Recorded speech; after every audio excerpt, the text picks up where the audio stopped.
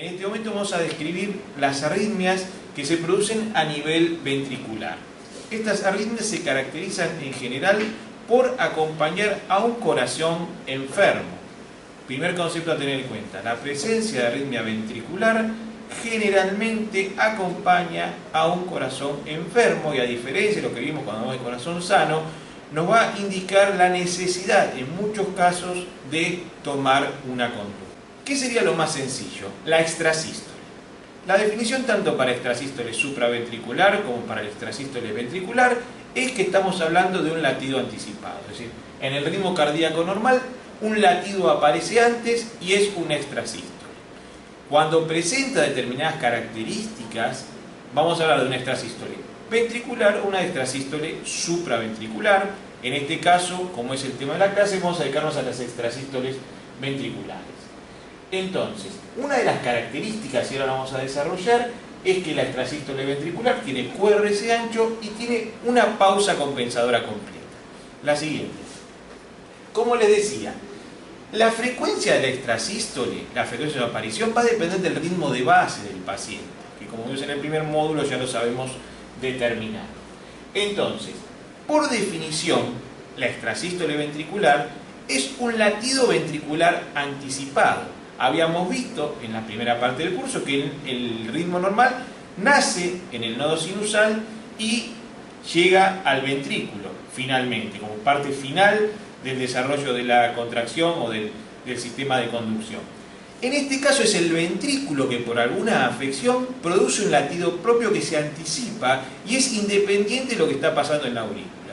Por eso una de las características de la extrasístole ventricular es la falta de relación o la inexistencia muchas veces de relación con la onda P. La onda P es por un lado, la extrasístole ventricular es completamente independiente de la misma. Como el estímulo, el nacimiento del estímulo se produce a nivel ventricular, la formación del estímulo es mucho más irregular. Por lo tanto, la característica de la extrasístole ventricular en general es que tiene un QRS ancho. Y finalmente, y ahora vamos a ver cómo se entiende esto, tiene una pausa compensadora completa. En términos generales podemos decir que es una pausa compensadora más larga. La siguiente. Entonces, en lo que hace a la etiología es muy variable. La presencia de extrasístoles ventriculares puede acompañar a cualquier patología cardiológica. Y más aún, muchas veces está en relación con patologías que no son cardiológicas, como suele verse generalmente o que puede aparecer en el hipertiroidismo. La siguiente. Bien, vamos a usar electrocardiogramas reales, no de simuladores, que es lo que uno habitualmente ve en la práctica clínica. Sin saber mucho de cardiología, uno ve este electro, te muestro las lesiones de 1, de 2, de 3, R, L, F, B1, B2, B3, B4, B5, B6, y sin saber mucho de cardiología, uno se da cuenta que existen ciertos latidos que son aberrantes. Estos latidos anchos, con esta morfología completamente aberrante, distinto al latido normal, son justamente latidos anticipados con QRS ancho que corresponden a lo que dijimos recién, extrasístoles ventriculares. La siguiente. Bien, acá si uno quiere tener el concepto teórico de cómo se produce la pausa compensadora. Habíamos dicho el extrasístole ventricular, tenemos el ritmo de base, latido anticipado. QRS ancho. Vieron que habíamos visto el QRS normalmente entre 0,08, 2 cuadrados chiquitos, es un QRS aberrante muy grande justamente porque nace a nivel ventricular. Y la característica es esta: normalmente la recuperación hasta la aparición del latido normal es prolongada, tan prolongada que equivale a la suma de 2 ciclos previos. Esta es la distancia RR del ciclo normal y recupera completando otro ciclo completo. Es lo que nosotros llamamos en cardiología pausa compensadora completa. En general, entonces, QRS ancho, latido anticipado y un tiempo prolongado para la recuperación. La siguiente. Bien, entonces, la gravedad, muchas veces, de la extrasístole ventricular va a estar en relación con la frecuencia de aparición de la misma.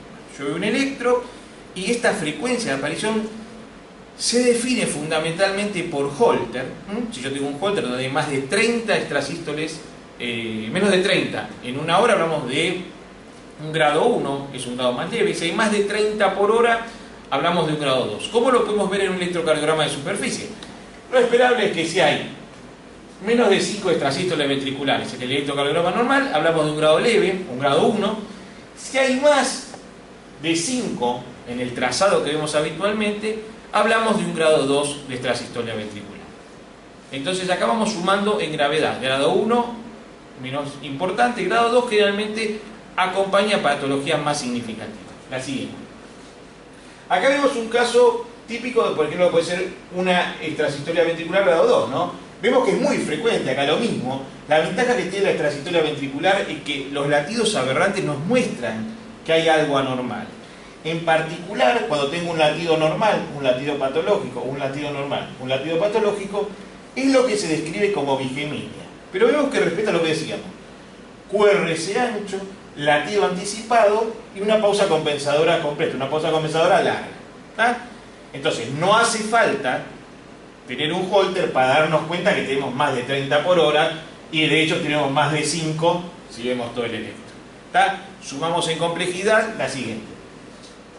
Bien, esto es lo que nosotros llamamos trigeminia. Trigeminia, pues son términos que son importantes porque también pasa al revés, ¿no? Que uno recibe el informe del electro, ¿no? Donde está descrito por parte del especialista. Entonces la trigeminia se caracteriza por 2 latidos normales y un latido patológico. 2 latidos normales y el latido patológico. La siguiente. Bien. Esto para que tengamos en cuenta lo significativo que es una extrasístole ventricular. Una extrasístole ventricular puede determinar la parte final, digamos, puede terminar el desarrollo de lo que se llama muerte súbita en el contexto de un infarto agudo de miocardio. Acá si vemos este electro, nosotros vemos D1, D2, D3, R, L, F. Si uno es un poco exquisito, decimos, bueno, acá vemos super el nivel del ST. Pero si yo, en términos generales, el nivel de arritmia, digo que el ritmo es sinusal, porque vemos que tengo P positiva en D2, en D3 y en ABF, como vimos en el primer módulo. La frecuencia más o menos está en 75, pues son 4 cuadrados grandes. Pero vamos a ver la siguiente. Miren lo que ocurre acá. El mismo paciente, el mismo electro, la otra parte del electro, B1, B2, B3. Vemos cómo la caída o la aparición de una extrasístole ventricular en periodo temprano puede desencadenar esto, ¿no? Este era un paciente que atendimos, obviamente se le hizo reanimación, se hizo cardioversión eléctrica, pero si uno tuviese que describir la morfología electrocardiográfica de la muerte súbita, es esto, y desencadenado por 2 extrasístoles, una temprana y una tardía, los periodos más críticos. Por eso, la arritmia ventricular es de tener en cuenta. Si estuvo presente un electro de guardia, hay que insistir que el paciente vuelva a ser, porque muchas veces no lo ve el especialista, el paciente concurre a su domicilio con un electrocardiograma realmente patológico. ¿Por qué? Por esto, ¿no? Porque puede desequilibrar toda la actividad y desencadenar una actividad completamente caótica, que obviamente es incompatible con la vida. La siguiente. Bien.